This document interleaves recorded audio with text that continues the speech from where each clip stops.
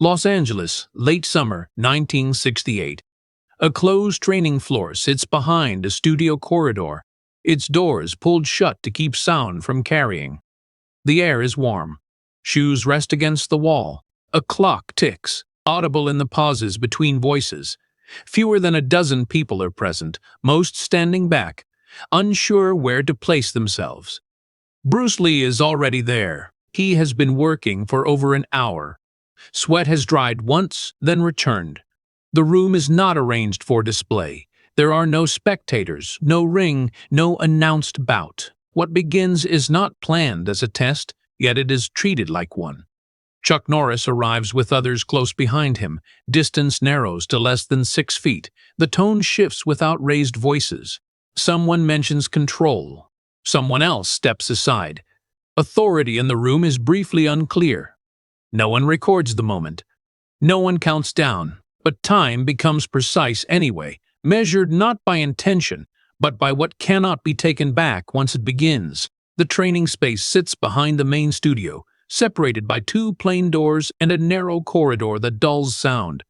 It is late afternoon. Light enters through high windows angled away from the street, leaving the floor unevenly lit. The room measures roughly 30 feet by 20, cleared of furniture except for a bench against one wall and a rack of training pads stacked low. Shoes are removed at the entrance. The floor shows wear scuff marks, tape residue, chalk dust pressed thin by repeated use. Bruce Lee arrives first.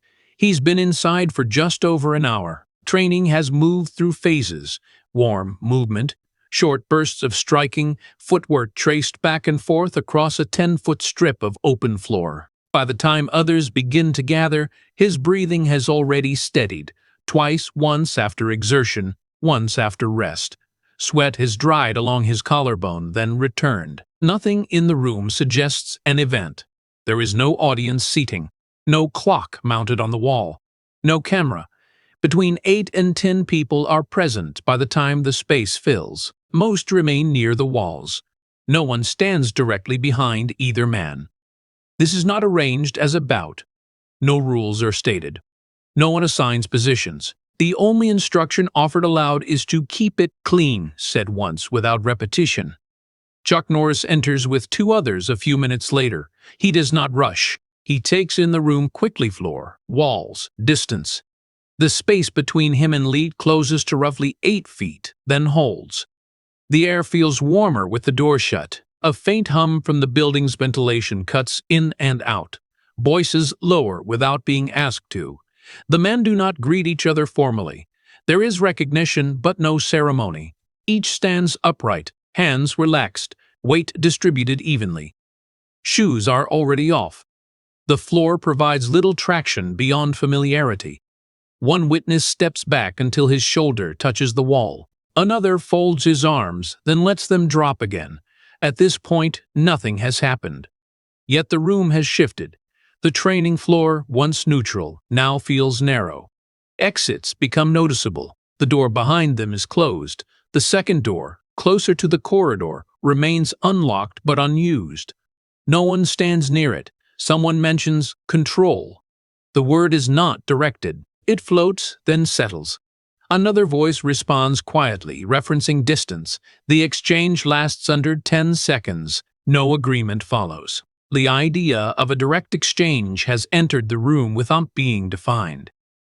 Lee adjusts his stance by less than a foot, turning slightly so one shoulder angles forward. Norris mirrors with a half step, closing the gap to just under 6 feet. Neither man raises his hands fully. Neither signals readiness. The room holds its breath without anyone realizing it. Witnesses reposition again. One steps sideways to clear a line of sight. Another moves closer to the bench, then stops. No one speaks for several seconds. The silence is complete enough that the sound of breathing becomes distinct, slow, controlled even. Time feels compressed. Not because of urgency, but because options are narrowing. A training session has become something else, though no one names it. Authority in the room is briefly unclear. There is no referee. No senior figure intervenes. The floor belongs to whoever occupies it. Nothing irreversible has occurred yet. But the conditions are set, distance is measured, numbers are fixed, the space will not expand again. The shift does not arrive as a declaration. It comes through language that remains controlled, almost technical. One of the men near the wall speaks first, addressing no one directly, suggesting that a direct exchange would clarify differences more efficiently than discussion. The sentence is calm. It ends without emphasis. Chuck Norris responds not immediately, but after a brief pause measured at roughly 3 seconds. His reply is short. He acknowledges the suggestion without committing to it. The distance between him and Bruce Lee remains just under 6 feet. No one steps in between them. Lee does not answer at once. He looks down briefly, adjusting the placement of his lead foot by a few inches. When he looks up again, his posture remains upright, his hands still low. His response, when it comes, is quiet and factual. He states that control matters more than exchange.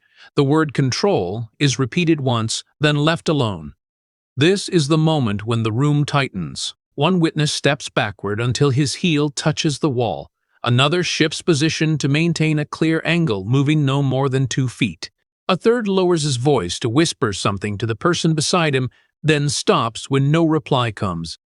The exits are now clearly defined in everyone's peripheral vision.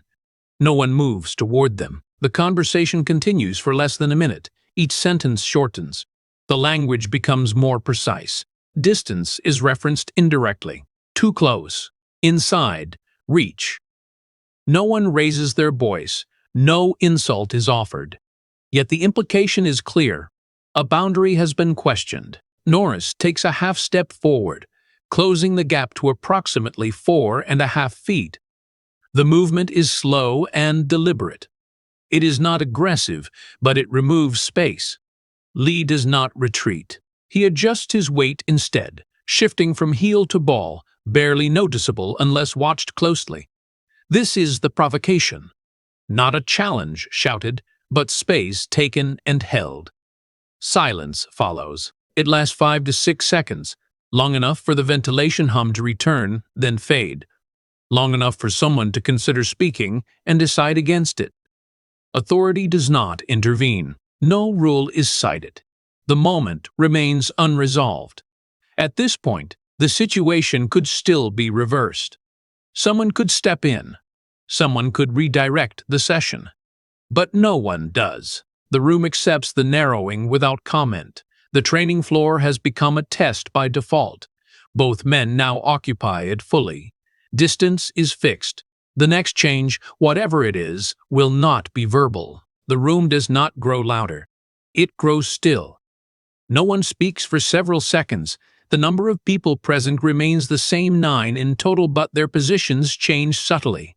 2 stand near the longer wall, 3 along the shorter side, 1 seated on the bench. No one remains directly behind either man. Lines of movement are unconsciously cleared. Distance holds at roughly 4.5 feet. Close enough to feel breath, far enough to avoid contact. Neither man advances. Neither steps back. The pressure comes not from motion, but from the absence of it. Bruce Lee shifts his stance by inches, angling his lead foot slightly inward. His weight settles evenly. Knees soft. Posture upright. His hands remain low, relaxed, not signaling intent. The adjustment takes less than 2 seconds, yet it changes how the space reads. The floor in front of him becomes defined, measured. Chuck Norris notices. He adjusts in response, turning his shoulders just enough to square his frame. His feet remain planted. He does not raise his hands fully. His breathing is controlled, audible only in the brief quiet between ventilation cycles. A witness near the door checks the handle without turning it, then lets his hand fall. Another folds his arms, then unfolds them again. Small movements, none repeated. The room is managing itself. Time stretches. 30 seconds pass without speech. Then another 10. The silence is no longer neutral. It presses inward. Someone clears his throat, but says nothing. Another shifts weight from one foot to the other, creating a soft sound against the floor. That sound draws attention, then disappears. The focus returns immediately to the center. Authority remains unresolved. No senior instructor steps forward. No one names rules. The absence of structure becomes its own structure. Whatever happens will be interpreted after, not guided before. The space narrows again, not physically, but perceptually. The walls feel closer. The exits feel farther. The floor between the two men now measures less than 5 feet, yet feels smaller. Lee's gaze remains steady, directed at Norris's centerline, not his eyes. Norris's gaze remains level, fixed, unblinking. Neither man signals readiness. Neither initiates. This is the point of maximum tension without action. A decision is made here, not allowed, not acknowledged. It exists only in the fact that neither man withdraws. The option to disengage remains, but it is weakening. Another 30 seconds pass. The room holds. The next change will not be gradual. Whatever breaks this pressure will do so completely. The change begins without warning. There is no signal, no verbal cue, no visible preparation. One moment, the distance holds at just under 5 feet. The next, it collapses. Bruce Lee does not step forward first. He responds to movement already underway. Chuck Norris shifts his weight, initiating a forward adjustment meant to claim space, not to strike. The motion is controlled, deliberate, and incomplete. Lee acts inside that motion. The exchange lasts less than 2 seconds. No more than 3 movements occur. They are compact, economical, and close enough that witnesses later disagree on the order. Lee closes distance by less than a foot, angling slightly offline rather than straight in. His lead hand rises only briefly, not as a strike, but as a disruption. The contact is light but precise, enough to interrupt balance and timing. His rear side follows immediately, not with force, but with placement. Norris's center shifts. His weight transfers forward when it cannot be supported. His upper body moves ahead of his base by several inches. The loss of balance is not dramatic, but it is complete. His foot adjusts to recover, but the angle is gone. The decisive moment arrives at approximately the 1.5 second mark. Norris steps back once to regain position. The step lands unevenly. His posture breaks just enough to make continuation impossible. The exchange is already over by the time the room fully registers it. No follow-up occurs. Lee does not pursue. He stops where he is, feet planted, hands lowered again. The space between them opens abruptly to nearly 8 feet. The visual anchor is simple and unmistakable. One man upright and still, the other resetting his stance after losing balance, eyes refocusing on a floor that has changed beneath him. Silence follows immediately. The room does not react at once. For nearly 3 seconds, no one moves. The ventilation hum becomes audible again, steady and indifferent. The floor is still. Shoes remain against the wall where they were left. No one speaks. Chuck Norris finishes resetting his stance. His feet settle shoulder-width apart. His posture returns to upright. There is no visible frustration, no outward protest. He does not advance again. He does not explain what happened. His breathing deepens once, then steadies. Bruce Lee remains where he stopped. He has not chased space. He has not closed distance further. His hands stay low, his weight is neutral. He looks neither triumphant nor defensive. He simply waits. A witness near the bench exhales audibly, realizing only then that he had been holding his breath. Another lowers his gaze to the floor, then looks back up. Someone near the wall shifts position by a step, creating space that no longer feels necessary. Authority settles without announcement. No one declares an end. No one suggests continuation. The idea of a second exchange does not surface. The training floor, which moments earlier felt compressed, now seems wider than before. Distance has been restored, but not to its earlier meaning. After roughly 10 seconds, Norris nods once. The gesture is small and controlled. It is not directed at the room, only at Lee. Lee responds with a similar nod, equally brief. No words accompany it. Conversation resumes slowly, cautiously. A single comment is made about footing. Another mentions timing. The language is technical, neutral. No description of the exchange is offered. No one attempts to frame it. The doors remain closed for another minute. When one finally opens, the corridor sound returns, softening the silence that had followed the moment. Shoes are retrieved. Towels are picked up. Normal movement resumes. Yet something has changed. The room does not return to its earlier state. The memory of imbalance measured in seconds, marked by a single step, hangs quietly over the space. Nothing more is required to establish what occurred. The exchange has ended. Its effects will not. In the days that follow, the moment is not announced or documented. There is no written record, no formal account.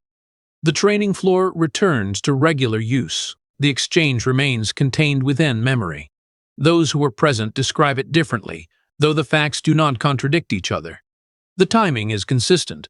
The distance is consistent. The number of movements is consistent. What varies is emphasis. Some describe it as a test that ended quickly.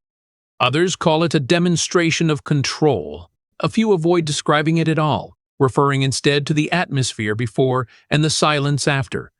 No one claims it was a fight. No one claims it was staged. Chuck Norris does not dispute the moment. He speaks of it rarely and without detail. When he does, the language is respectful and measured.